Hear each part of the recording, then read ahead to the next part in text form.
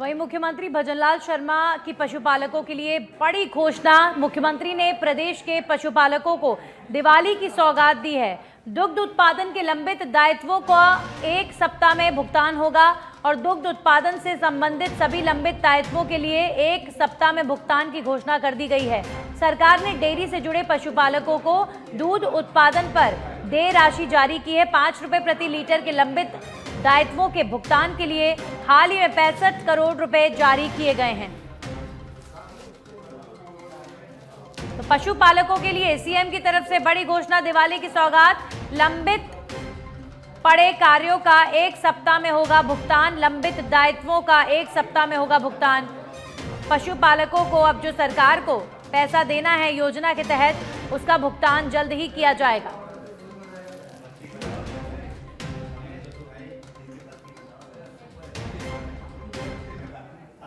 वहीं बीजेपी प्रदेश प्रभारी डॉक्टर राधा मोहन दास अग्रवाल जयपुर दौरे पर हैं। जयपुर पहुंचने पर एयरपोर्ट पर कार्यकर्ताओं ने उनका जमकर स्वागत किया। कार्यकर्ताओं और संगठन के पदाधिकारियों से फीडबैक लेने की उन्होंने बात भी कही है और राष्ट्रीय इकाई तय करेगा उम्मीदवार का नाम।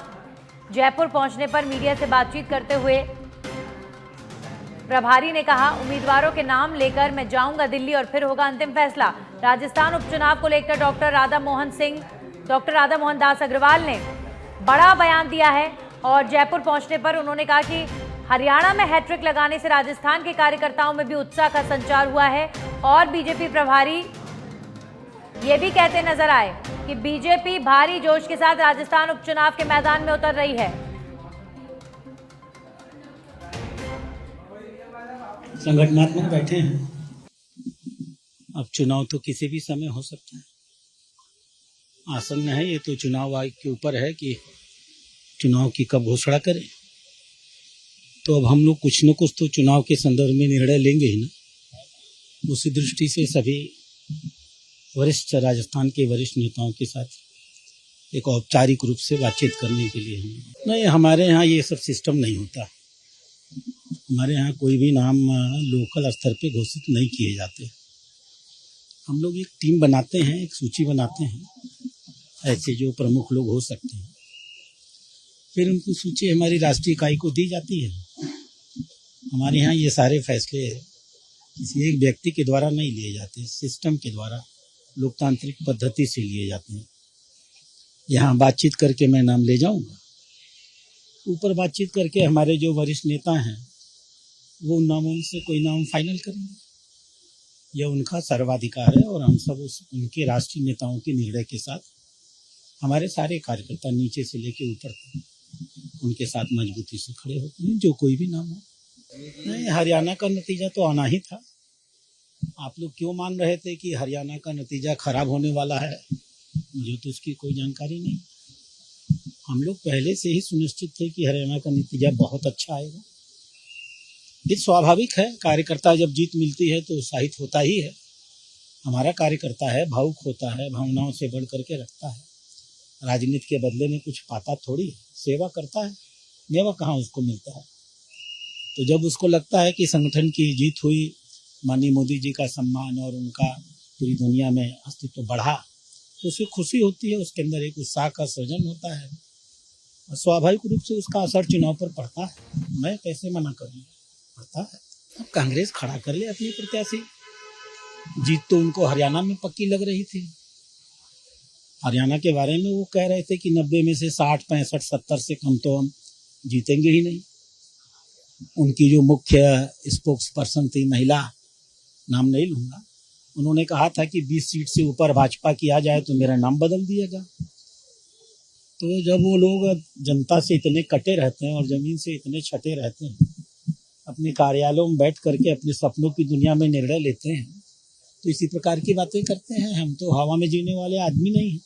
आप तो मुझे खुद देख रहे होंगे, पिछले 2 महीने में मैं हर विधानसभा में खुद जा चुका हूँ। माननीय अध्यक्ष जी जा चुके, माननीय मुख्यमंत्री जी जा चुके, हमारे माननीय अन्य मंत्रीगण जा चुके। तो हम लोग तो जमीन से सूचना लेकर जमीनी धरातल पर काम करने वाले लोग हैं। उनके कहने से जनता थोड़ी चलती है। पूर्व सीएम इसी योग्य होते, तो जब इतनी ऐतिहासिक तरीके से चुनाव हार रहे थे तो उसी का मूल्यांकन कर लिए होते। अभी तो वो ये भी नहीं बता पाए हैं कि 2023 में इतनी ऐतिहासिक हार उनको मिली क्यों थी। पहले उसका स्पष्टीकरण दे दें और जनता के सामने तय कर दें कि अपने नाते हारे हैं या पायलट के नाते हारे हैं, डोटावार से नाते हारे हैं या राहुल गांधी के नाते हारे हैं या कार्यकर्ता नाराज थे इसलिए हारे हैं। उस पर टिप्पणी करें तो हम लोग को थोड़ा अच्छा भी लगे। मुझे नहीं मालूम है कि किरोड़ी जी ने कोई इस्तीफा दिया है, मेरी जानकारी में। वहीं कोटा जिले की रामगंज मंडी में 5 दिन से पेयजल सप्लाई नहीं होने से नाराज नेता जलदाय विभाग के खिलाफ पानी की टंकी पर चढ़ गए और पानी की मांग को लेकर प्रदर्शन करने लग गए। वहीं सूचना पर रामगंज मंडी सीआई राम नारायण भवरिया जाब्ते के साथ मौके पर पहुंचे।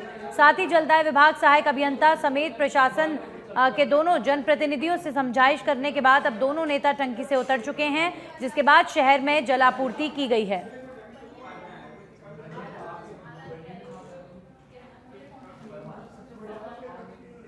वहीं खैरथल तिजारा में राष्ट्रीय स्वयंसेवक संघ के तत्वावधान में विजयादशमी पर्व पर पथ संचलन निकला। कार्यक्रम में मुख्य वक्ता राष्ट्रीय स्वयंसेवक संघ के जिला बौद्धिक शिक्षा प्रमुख और मुख्य अतिथि सेवानिवृत्ति प्राचार्य भगवान दास रहे। पथ संचलन शिवम गार्डन से प्रारंभ होकर शहर के प्रमुख मार्गों से होता हुआ शिवम गार्डन पर ही समाप्त हुआ। पथ संचलन के दौरान महिला एवं पुरुषों ने संचलन करने वालों पर पुष्प वर्षा कर स्वागत किया और भारत माता की जय के नारे लगाए।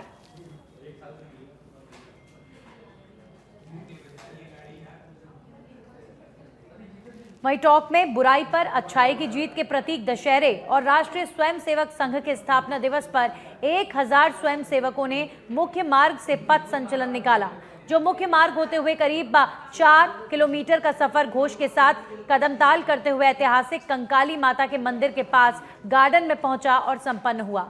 साथ ही गांधी खेल मैदान में शस्त्र पूजन भी किया गया।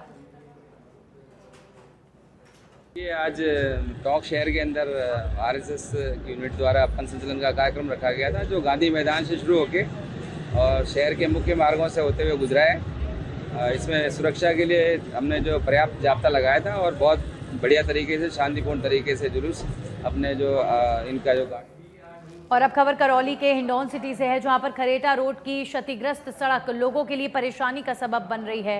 वहीं सड़क क्षतिग्रस्त होने के कारण राहगीर गिरकर चोटिल हो रहे हैं, लेकिन फिर भी जिम्मेदार समस्या की ओर ध्यान नहीं दे रहे हैं।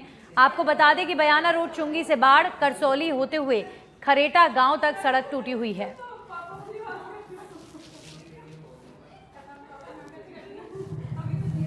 देखिए, इस खरेटा रोड की बहुत विपरीत कंडीशन है। यहाँ जगह जगह खड्डे हुए हैं।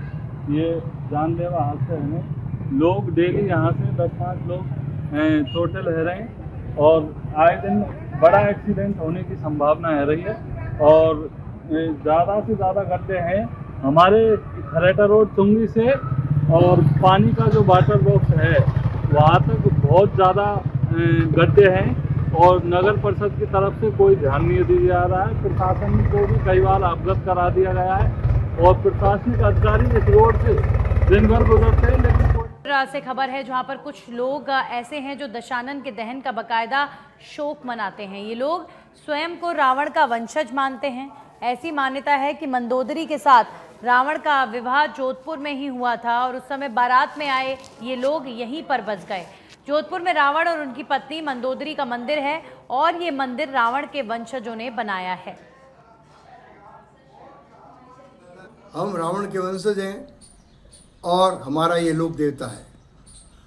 हमने ये विचार किया कि हम नित्य इनका पूजन तस्वीर से करते हैं, क्यों नहीं हमें इनकी मूर्ति बनाकर स्थापित कर दी जाए। तो हमारे दबे गोदा मुदगिल कुत्रियों ने विचार करके इस मूर्ति को बनाया। इस मूर्ति को चुनीलाल कारीगर ओसिया वालों ने बनाया है तथा इस मूर्ति को स्थापित करने के बाद आज दिन तक नित्य की पूजा होती है। अब बात यह है कि इसका पूजन क्यों होता है, किस कारण होता है, तो हम बताते हैं कि रावण एक बहुत ही ज्ञानी वेदज्ञ, वेदों का ज्ञाता, जहाँ ब्रह्मा स्वयं आके वेद पढ़ते थे। इसमें किसी प्रकार का अवगुण नहीं था। अपना जो है भूमि का विस्तार करना राजा का काम होता है, इसलिए इसने 3 लोकों पर राज किया। ऐसी बात है कि इसके दर्शन मात्र से आदमी जो है उसकी बुद्धि तीव्र और प्रखर होती है। इन्होंने केवल वेद ही नहीं, आयुर्वेद का भी काफ़ी ज्ञान प्राप्त था, अति ज्ञान प्राप्त था। और अब खबर चित्तौड़गढ़ जिले से, जहां पर प्रख्यात कृष्णधाम श्री सावलिया जी मंदिर में श्रद्धालु भगवान को श्रद्धा से नगद चढ़ावे के अलावा कई अमूल्य और एंटीक उपहार भी भेंट करते हैं। ऐसे ही एक श्रद्धालु ने भगवान सावलिया सेठ को उपहार स्वरूप चांदी का हेलीकॉप्टर भेंट किया है और इस हेलीकॉप्टर को श्रद्धालु अपने परिवार के साथ और इष्ट मित्रों के साथ मिलकर सावलिया जी मंदिर लेकर आए। इस हेलीकॉप्टर के कैबिन में भगवान सावलिया जी सेठ की छवि को भी विराजमान किया गया है।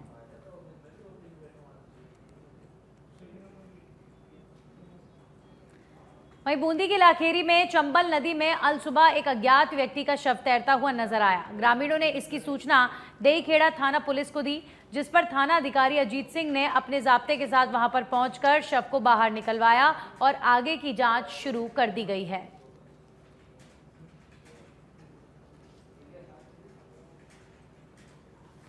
वहीं बारा के शाहबाद में आबकारी विभाग और पुलिस ने शराब माफियाओं के खिलाफ कार्रवाई की है।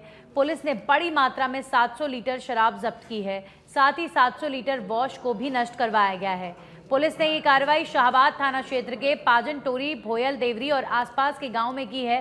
साथ ही पुलिस ने एक आरोपी को भी गिरफ्तार किया है। हालांकि इस दौरान बाकी शराब माफिया फरार हो गए।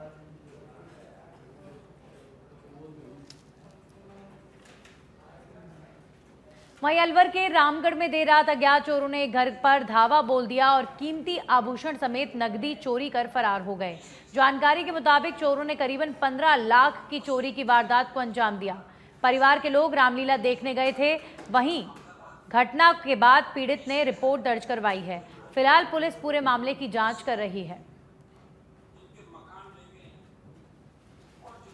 करीब चाय में 11:15 बजे अपने घर पर रामलीला देख कर आया तो मैंने गेट खोला।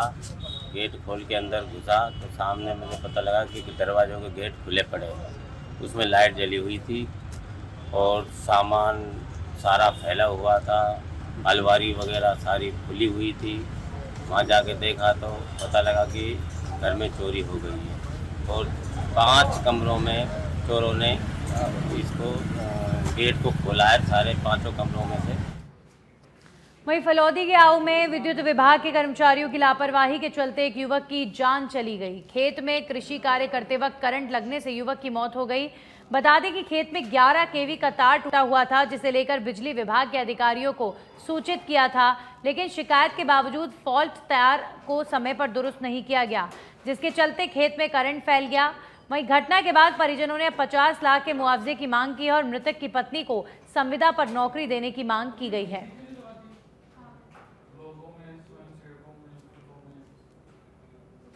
तो फलौदी की ये घटना है, जहां पर बिजली विभाग की लापरवाही के चलते एक ग्रामीण को इसका खामियाजा भुगतना पड़ा और लगातार बिजली के पोल टूटने की शिकायत दी जा रही थी, लेकिन उसके बावजूद भी समय पर कार्रवाई नहीं हुई, जिसकी वजह से करंट लगने से एक व्यक्ति की मौत हो गई।